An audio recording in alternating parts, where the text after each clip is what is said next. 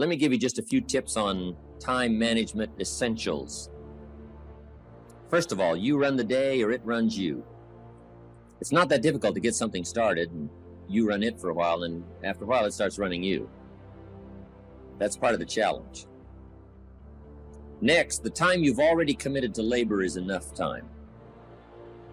If you're working already 8-10 hours a day, that's about it. You just can't work much more than that. Bursts at a time, you can work 12, 14, 16, right? I'm sure we've all learned to do that, put in the extra time. But after a while, you pretty well have to put your life in balance, or your health is in jeopardy, and your heart's in jeopardy, your blood pressure is in jeopardy, a lot of things, if you don't stay in balance. So you don't have to put in any more hours, probably. All you have to do is just make better use of the hours. A cliche we've all heard. It's not the hours you put in, it's what you put in the hours that counts. Now also, you need a written set of goals, time management essential, priorities, good plan for the next 10 years especially, some of the things you want to accomplish. Let our dreams pull us through, our objectives sustain us, get us up early, keep us up late, all right, drive us to do the disciplines, read the books, take the classes, study, whatever is necessary, and a constant review of your goals, because that's how you determine how to use your time, whatever priorities you're going for. Then you need a plan to achieve your goals, and game plans, laying out 6 months, laying out a year. When you do business internationally, several corporations, we just formed our first Australian corporation. You just got to have game plans to lay all this stuff out. Otherwise, it just doesn't get done. Things get missed. Taxes don't get paid. The details don't get taken care of. You've got to learn to think on paper. And if there's one thing under time management we can get across that's major, that one is it. One of the things that we know about life is that it is always changing. Sometimes you're up, sometimes you're down. Sometimes things go real well, and sometimes they don't. Sometimes you're happy, and sometimes you're sad. Now that's that thing called life. And when we begin to understand and know that, accepting that reality that we will never ever have things just on an even keel all the time, that you're gonna have some ups and you're gonna have some downs. But during those down moments, that's where the growth takes place. That's where the work is. Anybody can feel good when they have their health, their bills are paid, they have happy relationships, the children are acting normal. Anybody can be positive then. Anybody can have a larger vision then. Anybody can have faith under those kinds of circumstances. See, but the real challenge of growth, mentally, emotionally, and spiritually, comes when you get knocked down. You got to keep your mind concentrated. Next time management essential is learn to say no. Boy, it's easy to overload your calendar, get yourself into all kinds of time management problems simply because you didn't have the strength to say no when you should have said no. It's much more difficult to say no and then try to get out of it later, call back, make the arrangements, go through the whole embarrassment. Better to say no than to say yes and have to back out. Ron Reynolds has a good phrase. It says, don't let your mouth overload your back. Life is hard. See, for every time you have a plan, a dream, an aspiration, or a goal, do you know what happens every time you have one of those? This thing comes along called life. It happens to everybody. Life has disappointment. It's got peaks and valleys. You're going to lose somebody you care about one day. That's a valley. Somebody going to close the plant you thought was going to stay open so you can retire. That's a valley. Somebody going to fire you for an unjust cause. That's a valley. The people who got your credit card going to sell their company, going to sell their business to another credit card company. Your 18% go up to 26%. You don't even know why now. Your minimum didn't change because it's life.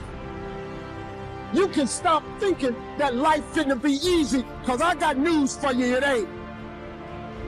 I suggest to you, if you want to become diamond, write down 5 reasons of why it is worth it for you to become a diamond, to experience that level of achievement. What is it? that will give you the drive? What is it that will ignite the courage in you to get up and come back again and again and again? How is it that you would be able, what reasons that can tap into that deep down feeling that goes to your gut, that no matter how many times you get knocked down, that you're coming back? And during those moments when it's hard, not only must you have patience and engage in consistent action, but you must turn to a power greater than yourself and just say, Lord, whatever I face today together, you and I can handle it. And I know some way and somehow you'll make a way for me. But here's what the great law says. It does not say if you need, you will reap. That's not what it says. Someone says, well, I really need to read. Then you must learn the basic law. And without education, see, you'll be left behind. Here's what it says. In order to reap, you must plant. Guess who deserves to reap? Those who plant. So could I deserve something unique and valuable? Yes, if you understand the law, if you understand how it works in your own self-interest. We must plant. We must give to the soil. We must turn it loose. We must let it do its work. We must have patience, take care of it. Now we deserve to reap. If you need, you must plant. Next, if you need to find, in your own self-interest, if you need to find, here's what it says. You must search to find. Finding is reserved for those that search. They're the ones that deserve it. Somebody who says, well, this person really needs to find a good idea, then they must go searching. Good ideas are like mining for gold. You've got to develop the mental machinery to go look, go sifting, go searching, go looking. And if you search, what? You will find. The promise is there for everyone in their own self-interest. You'll find all you need to find. If you search for it, you'll find everything you need for your health, everything you need for a flourishing lifestyle, everything you need for a good marriage, everything you need to strengthen your friendship, everything you need for economics. You will find if you'll do like you did today. Spend a couple of days searching, taking a look, seeing if someone has some good ideas to share. All things are conditional. God says, I'm an amateur on God. God says, if you'll move toward me,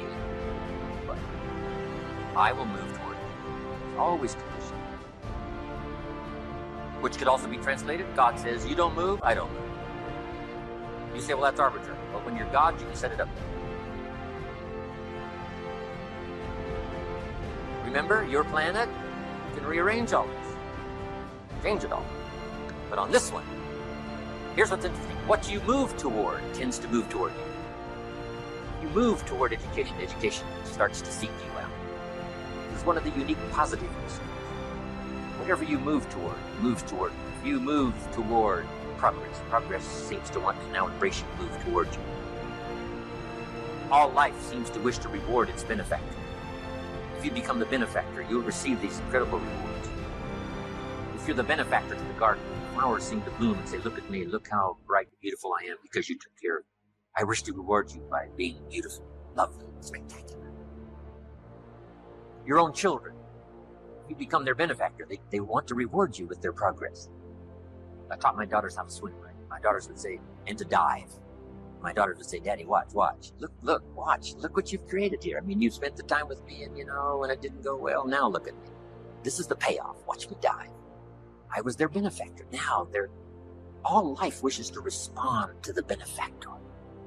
Those who give their time, give their effort, give their patience, give their ideas, the benefit of their experience. Now, whatever has benefited from that wishes to respond. The crop wishes to grow. The child wishes to show you how much progress they've made. That is so exciting. Otherwise, the wisdom is wasted. Otherwise, the emotion soon passes. Unless you put it into a disciplined activity. Capture. Disciplines is called how to capture the emotion and how to capture the wisdom and translate it into equity. Disciplines.